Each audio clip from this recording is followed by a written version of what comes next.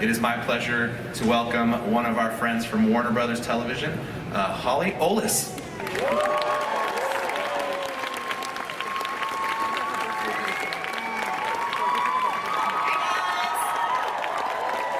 Good morning, Holly. I'm Holly Olis from Warner Brothers Television Publicity, and welcome to Supernatural. Okay, did everyone get their collectible mini Impala for today's final panel? How about that? All right, so the road so far. If I cry, please don't. These words are so familiar to us now, but I want you to think back for a moment about where you were when you first discovered Supernatural. Maybe you were home on the evening of September 13th, 2005, and caught a little show about two demon-hunting brothers crisscrossing the country in a badass car in search of their missing dad. Or maybe a friend lent you their VHS tapes, remember those? Or maybe you happened to catch a bunch of reruns. Or maybe you weren't even born when the show started and just watched all 14 seasons over a week last month. Or maybe your ritual is, and has always been, to be parked in front of your TV every Thursday night at 9/8 Central in your Winchester plaid, tuned to the CW, just like you will be when the 15th and final season premieres on Thursday, October 10th. Whichever road you traveled, it brought you right here, right now, to Hall H at this moment to be at the final San Diego Comic-Con panel for Supernatural, which I'm once again thrilled to say remains the longest-running sci-fi genre series in the history of American primetime television. Thanks to all of you as it enters its 15th and final season this fall. And it always goes without saying, as always, it's all because of you, the amazing, awesome, and worldwide Supernatural family, who will always be Supernatural family forever. Speaking of those VHS tapes, now better known as DVDs or digital downloads, Warner Home Entertainment will also be releasing the complete 14th season on Blu-ray and DVD on September 10th, and it's available at digital retailers now. And if you haven't done so already, please stop by the DC Warner Brothers booth and pick up the Warner Brothers themed TV Guide magazine Comic-Con issue featuring these boys on one of the collector's covers. And now, it's just about Supernatural time. Very soon, your favorite trickster, Richard Speight Jr., and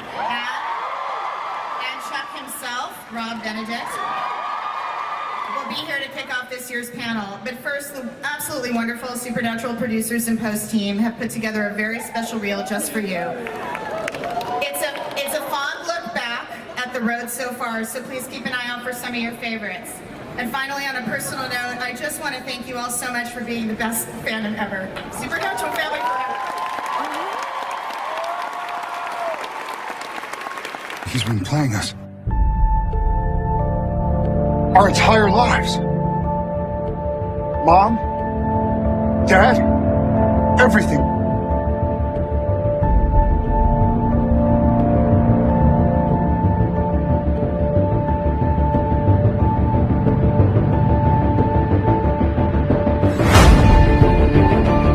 This isn't just a story. It's our lives. I think he wants us to pick up where he left off. Saving people, hunting things, family business.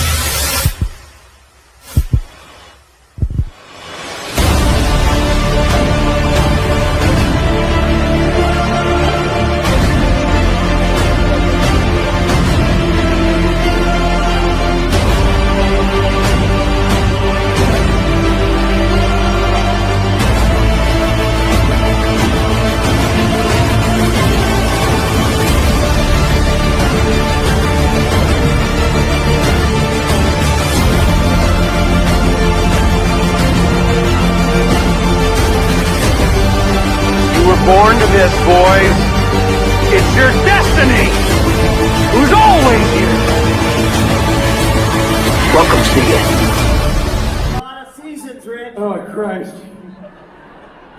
As you can see, we're dressed as homage to the show ending. We're dressing as our favorite characters from Supernatural. We're cosplaying Sam and Dean in the rain. Kidding. We're actually in town working on our next two-man show, Perverts, a musical. Come check it out if you have a second. Or if you're pervert. Oh, hold on a minute. All right.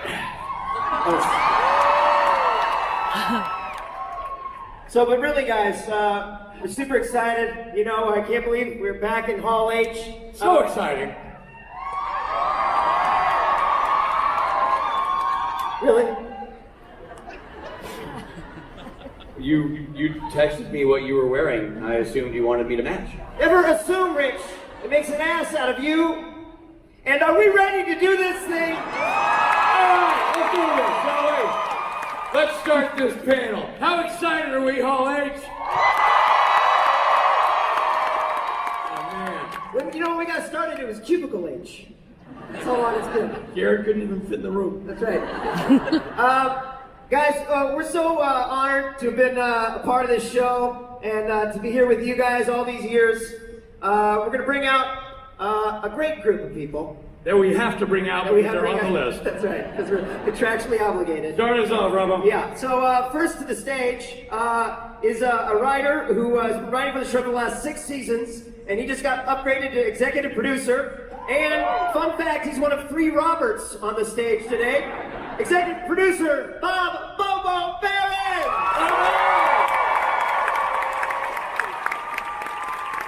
There he is. Sweetheart Bobo.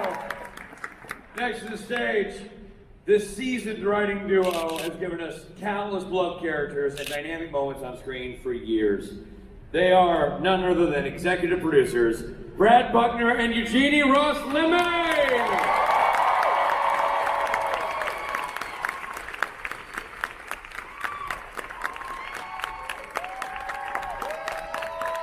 Our next guest's very first job in TV was writing for Supernatural. After 8 seasons in the trenches, he ascended to the coveted position of showrunner. Armed with genius talent and deep respect for the characters and stories, he has beautifully shouldered the show's vision for the past 3 seasons, and now leads us bravely forward into the show's final chapter. Executive producer and co-showrunner, Andrew Dabb. There it is. It all rests on his shoulders. No pressure. Next to the stage, truly a lion of the industry. He has produced and directed hundreds of episodes of television, most notably the show we're all here to celebrate. Ever since the pilot got picked up by the network formerly known as the WB, he's been there, crafting the stories both in the writer's room and behind the lens. If you love this show, you have this man to thank. Ladies and gentlemen, Robert Singer.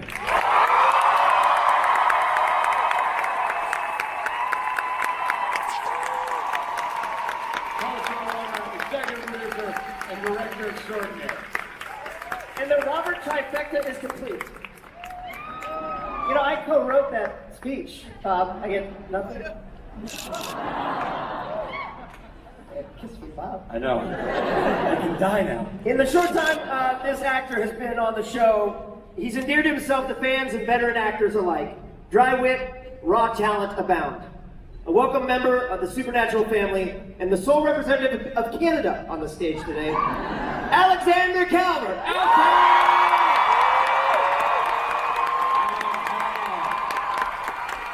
Big Al Cal.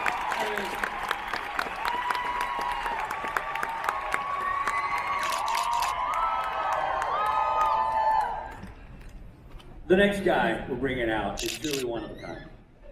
He is a man who took a guest starring role and turned it into a core, iconic, and fan-favorite character.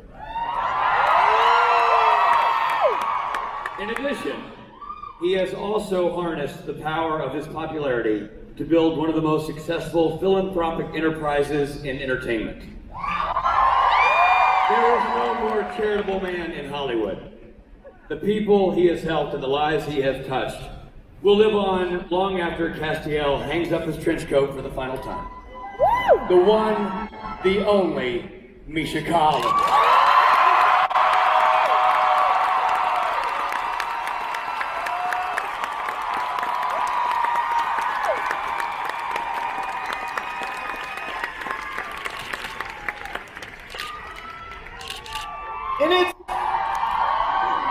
In its storied history, television has generated a rare few epic brother duos.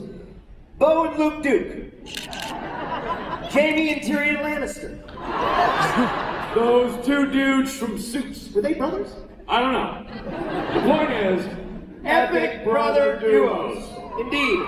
And no such duo is more epic than Sam and Dean Winchester. And there would be no Sam and Dean without these next two gentlemen. And let's be honest, in fact, there would be no show. Their chemistry both on and off screen has been the lifeblood of the show's success. They also happen to be two of the most professional and kind guys we've ever had the pleasure of knowing. They are loyal to each other, gracious to their crew, devoted to their families, their friends, and the fans. In short, class acts. Ladies and gentlemen, Jensen Ackles and Jared Padalecki!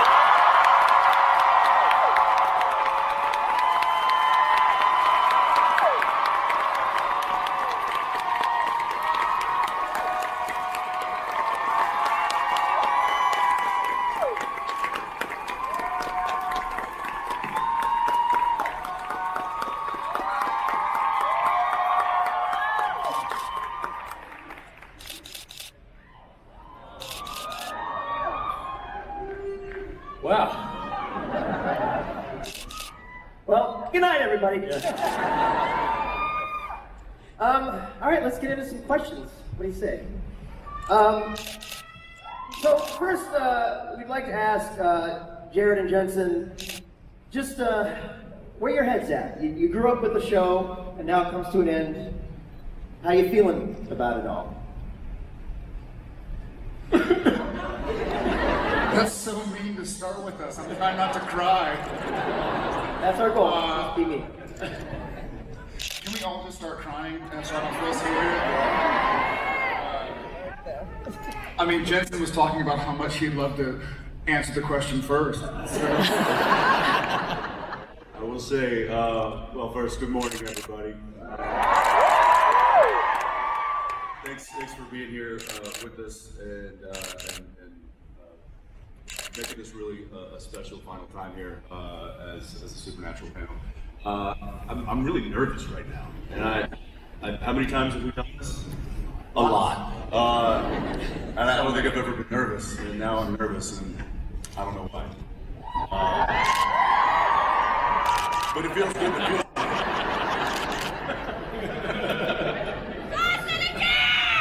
Do it again? Okay.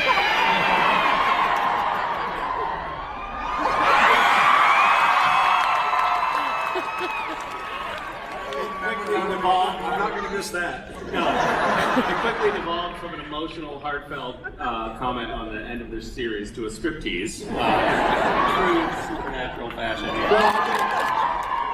Jared clearly has a future as a toupee model. I think he's nailing that.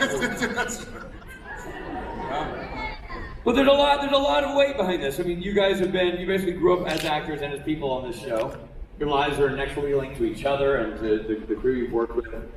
As it comes to this epic chapter, when you reflect back on it, what is your takeaway from the experience overall?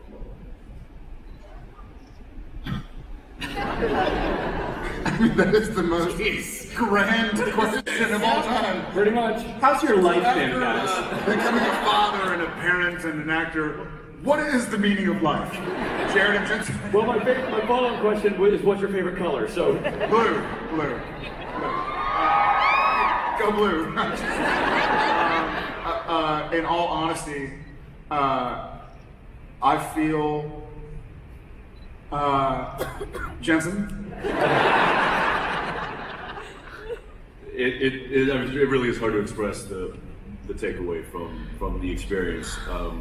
15 years is a lot. Well, we'll say 14 and change. It's a long time. This guy was just in his early 20s. I was just born. You were just born. And we hooked it up to Vancouver, thinking that, we just put our lives on hold, just press pause for maybe a season, maybe 2. We knew we had something good. We might have even gotten something like 3 seasons out of it. That's asking too much. And then we would then, come back and press play, and life would go on, and it never got unpaused, and I'm very thankful that it didn't, because it's been quite a ride, and it's hard to express what we're going to take away from that, but lifelong friends, experiences of a lifetime, and this is it's hard to put. Thank you all so much. See? You did it. You did it. Misha, your journey has been a little bit different. You started as a guest star in the show and then worked your way up to being such an integral part of it. What are your feelings about it coming to an end and your journey?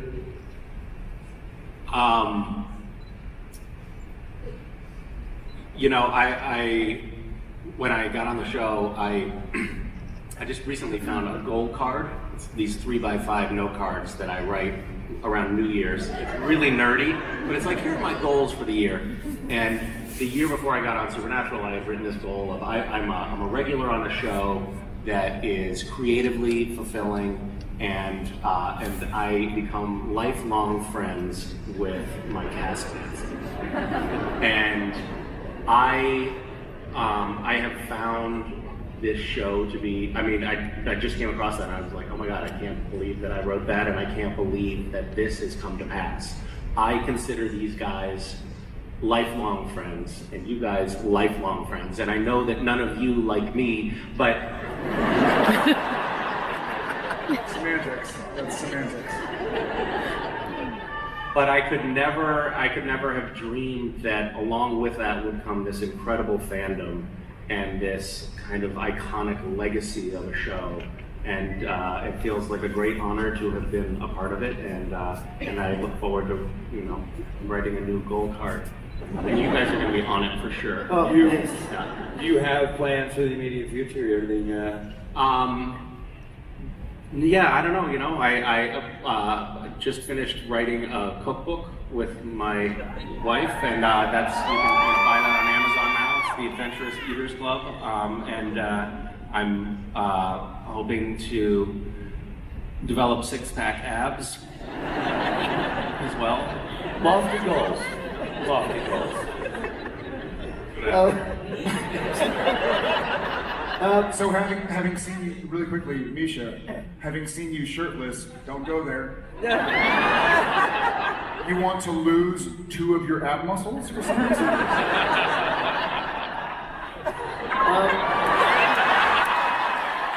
Alex, big out. I've seen the manips. I've seen the photo manips. A few of them. You're usually pretty ripped, and those chains and stuff. Al, big Al Cal. Yeah, let's follow up on the nipple question. Yeah. It's great. Thank We have it on our notes here. After nipple, go to Al. If Jim goes to nipple, immediately go to Alex. you. Thanks, guys. So, what about you, buddy? You got any plans? What about what about Jack's journey at the end of? Good save there, buddy. At the end of last season, the guy who played God was not very nice to you. Yeah, I've heard some not so great things about both the character and the person. Well, so, that's not fair. Yeah. That's not fair to say, Al. Where do you see Jack going this year? Can I confirm that Jack is back in some capacity?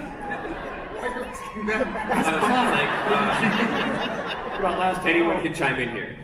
Yeah, Jack had a real, not so great end to the season, but yeah, I don't know. For me, I think Jack's journey and mine on this, my small part on this show has just been, truly, truly incredible. So I'm just excited for all these people and for you guys as well, just to really see this journey come to an end.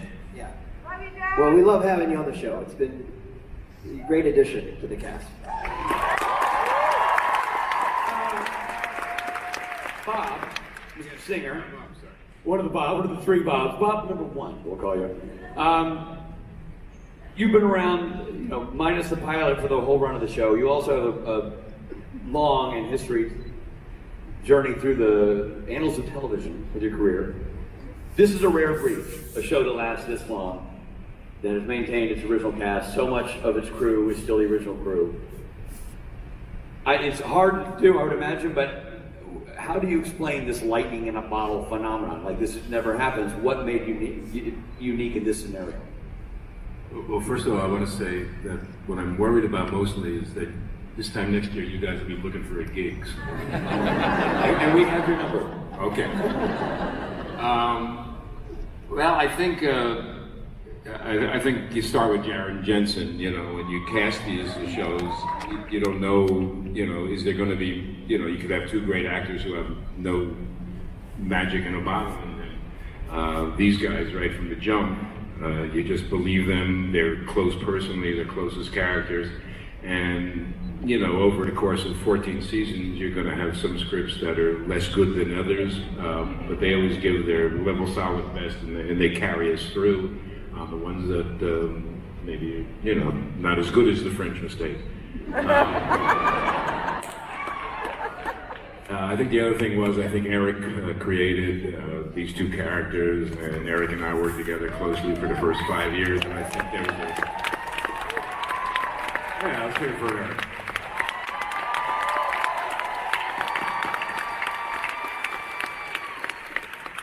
So I think a foundation of what the show could be was built fairly early, and I think when Eric left us, he left us with a lot of good things. I had the pleasure of working with Sarah for a couple of years, and then Jeremy, and now Andrew. And I think they stepped into that role as good as possible. So, for me, it's just been a joy. You never imagine 15 years, but it seems to have gone by, awfully quick because I pretty much enjoyed every minute. Okay, Andrew.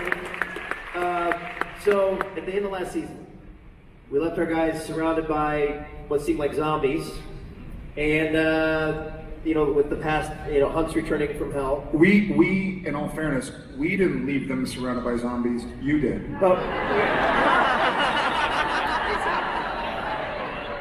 Deal with it.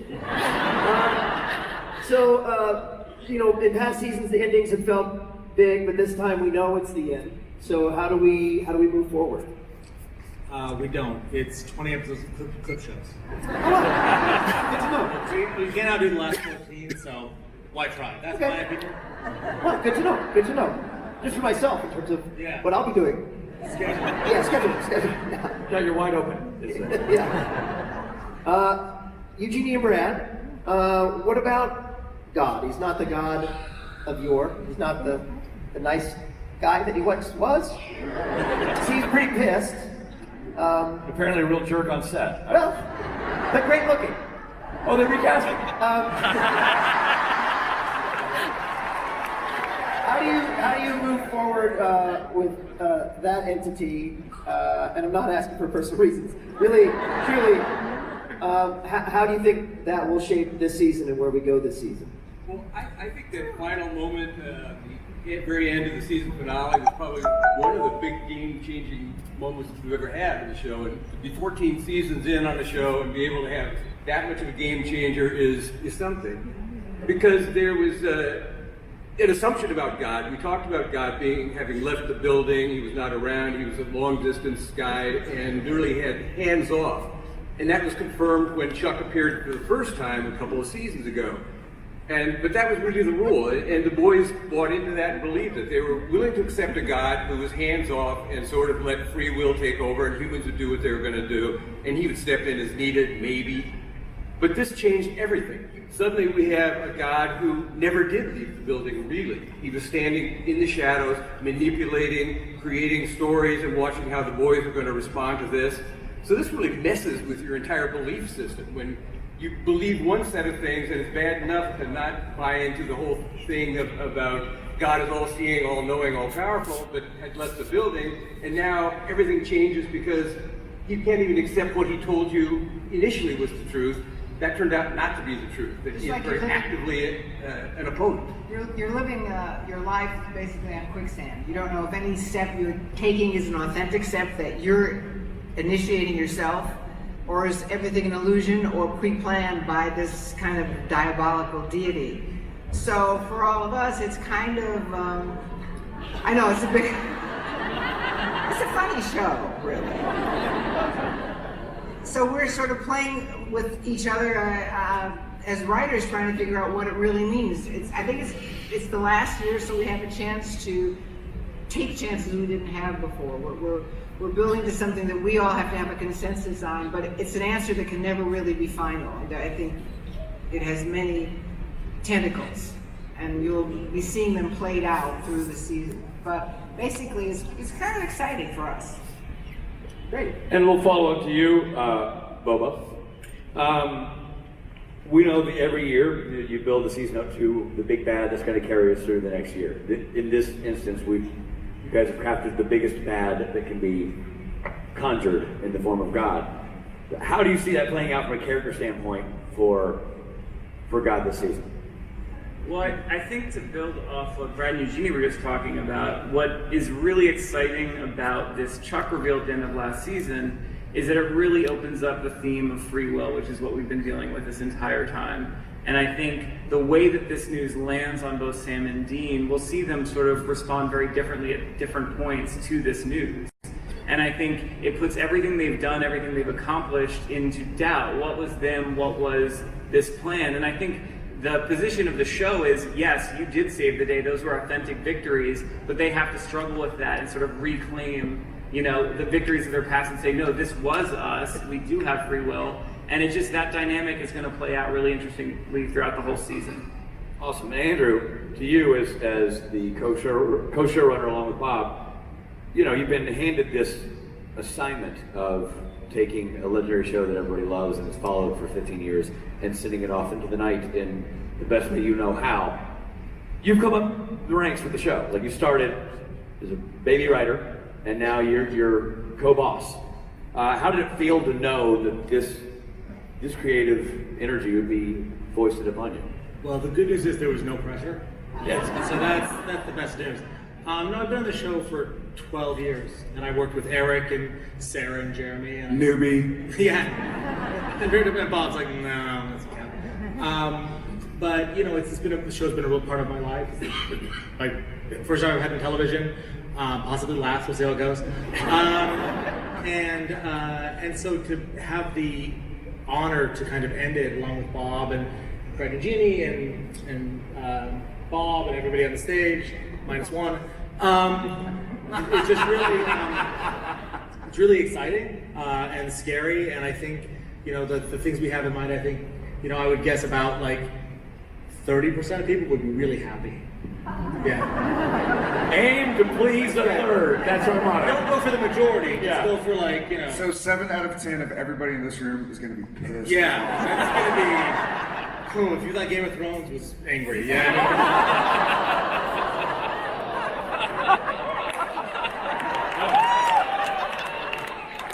Oh, don't act like you thought the same thing.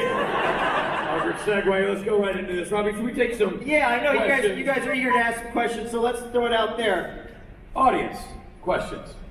Okay, so first, this is about that Supernatural parody 2 by Hollywood. And Misha, I loved you, and you did a great Janine. So this is including Richard and Rob. How did you guys come to get involved in it? And do you know if there's going to be a third parody? The parody, the Hollywood Girls parody, how did you become involved in it this time? And do you know if there'll be a the Hollywood Girls had little bits of blackmail against all of us, and they leveraged that to get us to come work on that production. Yeah, so I guess if we're going to do a third one, it depends on if they threaten us again. Yeah, they have been threatening me. Oh, so Misha's doing another one. Great. Those girls are super talented. They do such funny work, and it's great homage to the show. And I think the first one was such a success that it was an easy ask to get everybody on board to do number 2. All right.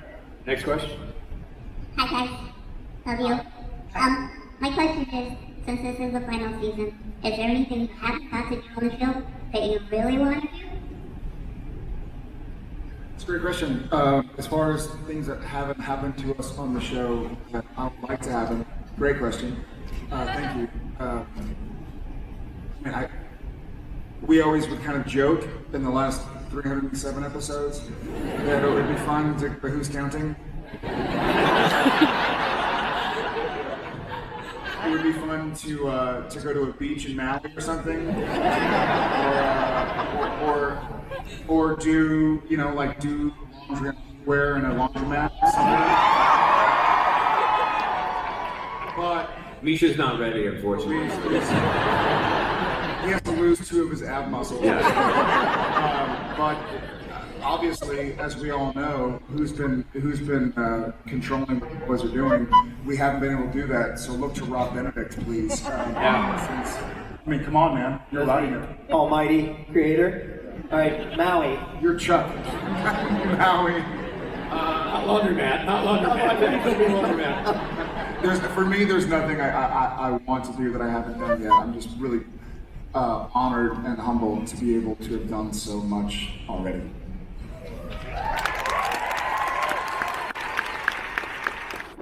Maybe take the Impala to the track. Get a little spending money for the boys.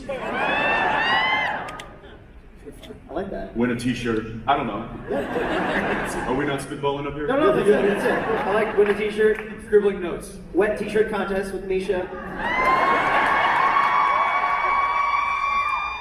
Maybe they go to Cabo and get trapped in a foam party. I don't know. We'll work things out. We're not there yet. Yes, ma'am. Hi guys, thank you so much for the 15 incredible years. I've loved you guys since day one. My question is for Jared and Jensen. When all is said and done and you look back on the last 15 years, what are you most proud of the legacy that you started?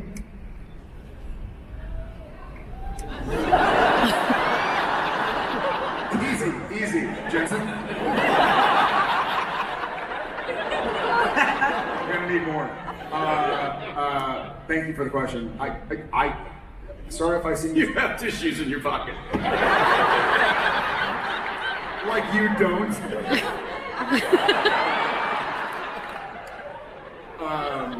This is a really unique feeling. We've been up here a few times. We've been really lucky, and the gang at Comic-Con has been outstanding. This is a really weird sensation. I keep on sort of going and having out-of-body experiences, wondering why there are so many people looking towards all of us on stage and going like, oh wow, this is a cool thing. We're not going to be here next year. So I feel like the relationships I've been able to build, met a couple of my best friends. I also met Richard Speight. But I also met people I really enjoy. I also met everybody in Europe. Had some kids, got really tired, got a few gray hairs when they wouldn't stop waking up in the middle. For me, the legacy is going to be, he and I had talked about this, and we actually talked about this for about 2 or 3 hours last night, about the show and about how lucky we are, and we still have a job to do. But I feel like I'm really lucky because my friendships won't go away, and Sam Winchester for me won't go away. He'll be a part of me forever. And you know, so.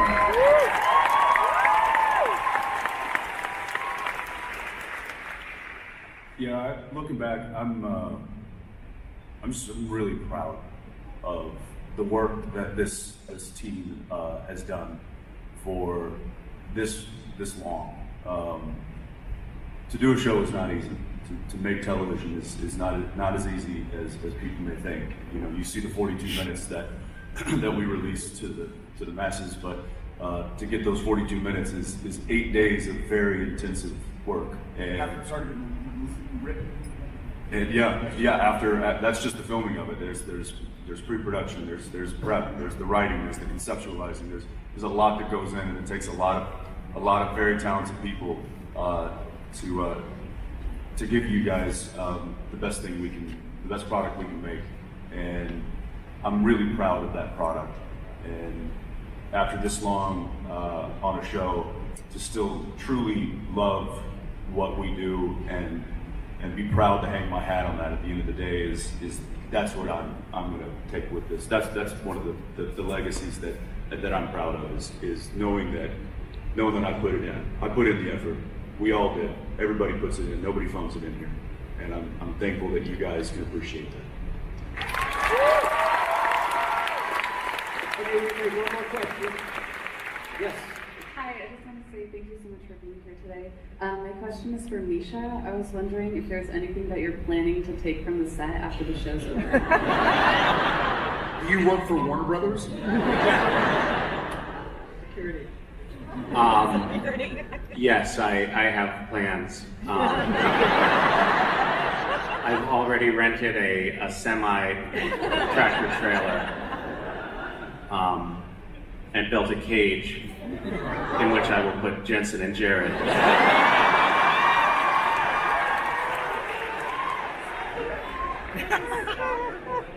But don't tell them. Is it the cage you already have? Yeah, you've been in it. Can I request a separate page?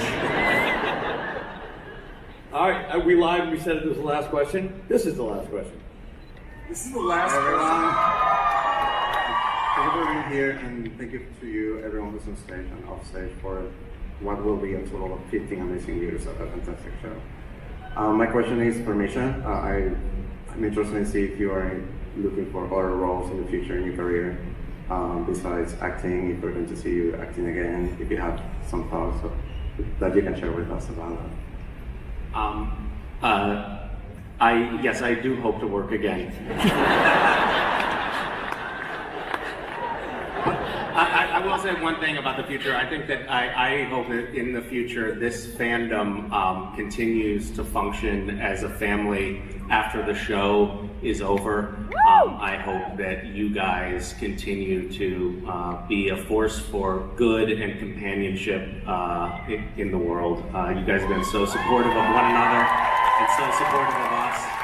And I think it's a family that's not going to go away just because the show goes off the air. And I think we all love you guys very much. So thank you.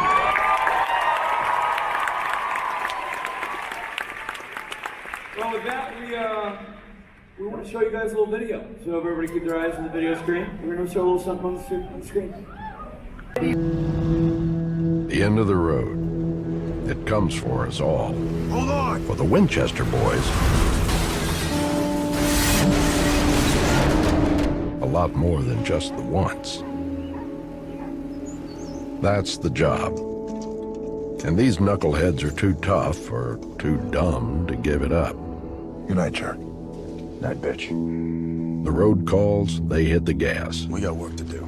They don't know any other way. And as their road comes to an end, we set out to make things right. One last time. She was left for dead in a graveyard of Detroit steel. That's where we found her. There's nothing to fix. Barely any parts worth salvaging. If there's only one working part, that's enough. We're not just gonna give up on her. Okay. In the heart of Kansas, and in the hands of experts, she slowly came back to life. Bumpers have been installed, rear taillights, front grille. It has the AV2000 radio in it. We've got the tuck and roll interior all done, or as the hot rodders like to say, roll and pleat. Devil's trap installed, weapons box in, 454 engine, big block, 400 horse. She should sound like a bad mamma jamma. I mean, come on, this is a car of a lifetime. Trust me, this thing's still gonna be badass when it's 40. With the help of restorer Rick Blevins and a team of talented craftsmen, she became once again a thing of beauty, stronger than when she was new. You know, it was these two idiots who reminded me that no one is ever useless. That it doesn't matter what kind of shape you're in when you're family. Our story is coming to a close, but the road, it never really ends. And with this old baby looking and driving as good as new, one of you will get a chance to carry on.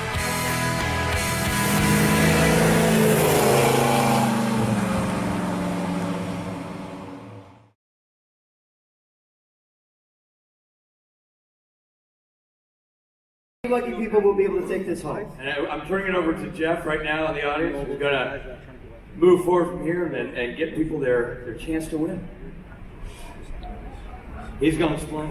If you were lucky enough to ask a question, you have your potential keys in your hand, and now you guys are going to pick. All right. The lucky winner. Jared, Jensen, gentlemen. Put that on me. Don't put that on me.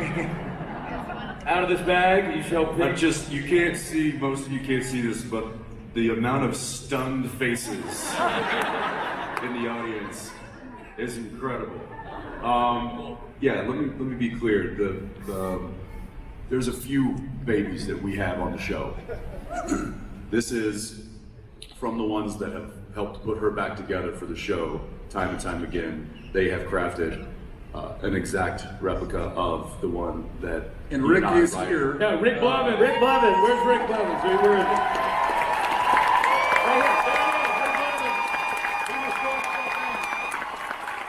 Rick and WBTV teamed up to make this happen, and it's awesome. So these guys know a thing or two about baby, and they have handcrafted this one and put it together for.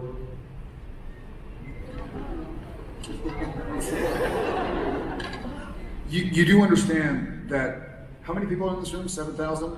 So you're about to piss off 6,999 people. You have security. I'm already pissed off about it. I don't share well.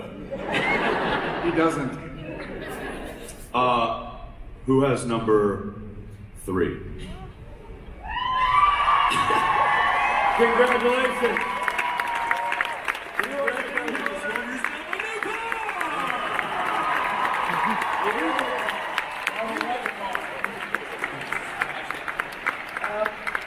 Ma'am, what's your name? She's gonna go to the mic. Her name is into the mic. Okay. Here we go. What is your name? Laura Dietrich, Lord Dietrich, you're the new owner. Where are you from?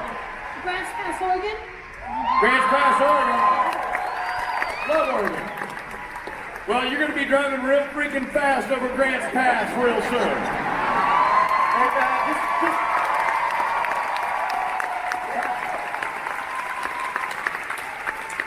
So this car is currently in Kansas, where it should be, and they're going to figure out how to get it to you, and it's soon going to be yours. Thank you. Congratulations. Thank you again to Rick Levin and WBTV for making that happen. Unbelievable.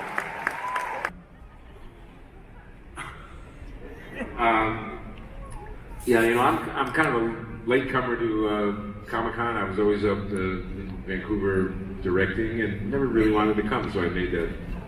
That's why I was there. But I think I've been coming like the last 3 or 4 years, and it occurred to me how much I missed. This is really an experience being here with you people, doing this show for as long as we have. Has been a remarkable experience. I think, as the guys said, the show will end, but I think the friendships and the memories that we've all had together, they're going to live on for as long as we're here. So I just wanted to thank everybody that's on this panel and thank all you people for making 15 years of a dream come true.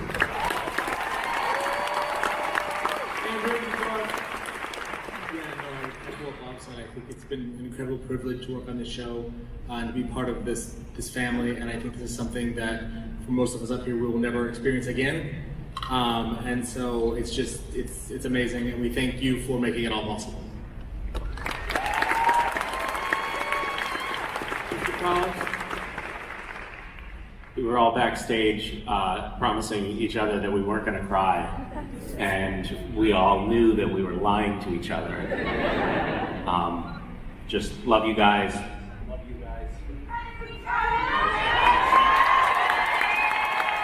Thank you.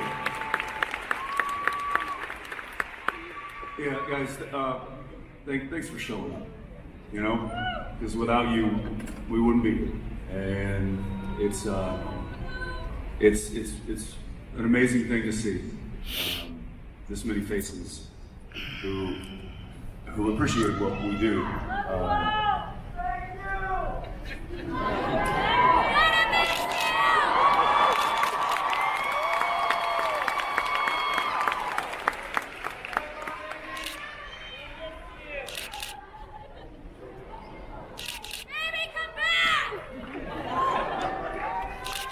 We love you guys very much. Thank you.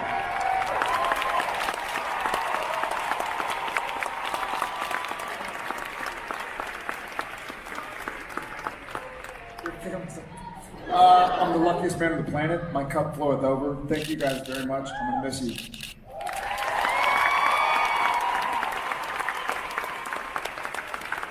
Supernatural fans in this room and the world over, a final goodbye from Hall H for Mr. Bobo Behrens, Ms. Brad Buckner, Mr. Brad Buckner, Ms. Eugenie Ross Lemming, Bob Singer, Andrew Dabb, and please, a round of applause for our cast, Alex Calvert, Misha Collins,